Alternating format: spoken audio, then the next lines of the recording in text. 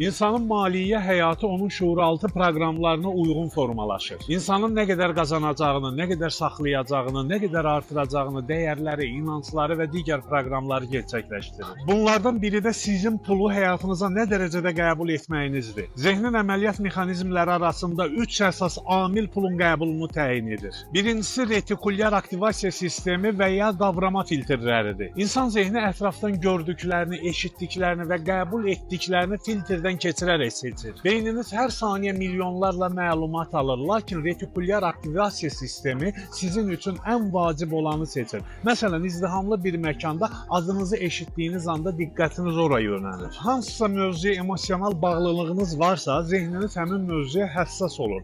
Məsələn, yeni bir maşın almağı düşünürsünüzsə, birdən-birə yollarda həmin modelin çox görüldüyünü hiss edirsiniz. Əgər insanın zehni məhdudlaşdırıcı inanclarla işləyirsə, bu sistem zənginliyə aparan fürsətləri avtomatik bloklayır. Pulu rahatlıqla qazanacağına inanan insanlar isə fürsətləri dərhal fərq edərlər. İkinci amil isə daxili tarazlıq qanunudur. Zehin və bədən homeostaz prinsipinə əsasən işləyir. Bu termin Yunanca homoios, yəni bənzər, eyni və stasis, yəni sabitlik sözlərinin birləşməsindən yaranır və orqanizmin daxili balansını qorumağa çalışdığını ifadə edir. Məsələn, bədən temperaturumuz 36-37 dərəcə arasındadır. Əgər hava çox istidirsə, bədən tərləyərək soyuyur, əksinə çox soyuqdursa, titrəyərək istilik yaradır. Zehniniz həyatınızın dağılmasının qarşısını almaq üçün hər şeyi tarazlıqda saxlayır. Əgər şuuraltınız aylıq 2000 manat qazanmağı normal qəbul edirsə, gəlirləriniz artarsa belə zehin süni pul itkiləri yaradacaq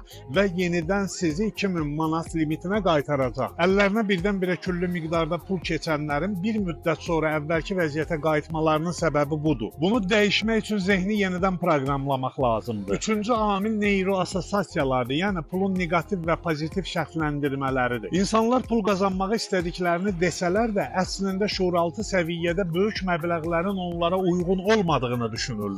Pulun təhlükə gətirəcəyini düşünən birinin zehni pul qazanmağa icazə verməyəcək. Çox qazanmaq üçün gərək xoşbəxtliyimi qurban verim, çoxun problemi də çoxdur, çox qazanmaq üçün gərək mərdimazar adam olasan kimi inanclar pulun neqativ şərtləndirilməsi nümunələridir. Bu inancların hər biri zehninizin pulu qəbul etməsini məhdudlaşdıran bloklardır. İnsan zehni pulla bağlı limitlərə malikdir və bu limitlər ailə, cəmiyyət, şəxsi təcrübələr və daxili dəyərlər əsasında formalaşır. Əgər bir insan böyüdüyü ailədə həmişə maddi çətinliklər içində yaşayıbsa, o da kasıblığı normal qəbul edəcək. Əgər biri uşaq yaşlarından çox qazananların başlarına problemlər gəldiyini görübsə, onun zehni pulu qorxulu bir şey kimi qəbul edəcək və bolluq içində yaşamaqdan çəkinəcək. Əgər bir insan çox qazandıqca ətrafındakı insanların ona paxıllıq etdiyini və ya ona qarşı münasibətini dəyişdiyini görübsə, o zənginliyin tənhalıq gətirəcəyinə inanacaq və şuuraltı olaraq böyük pullardan qaçacaq.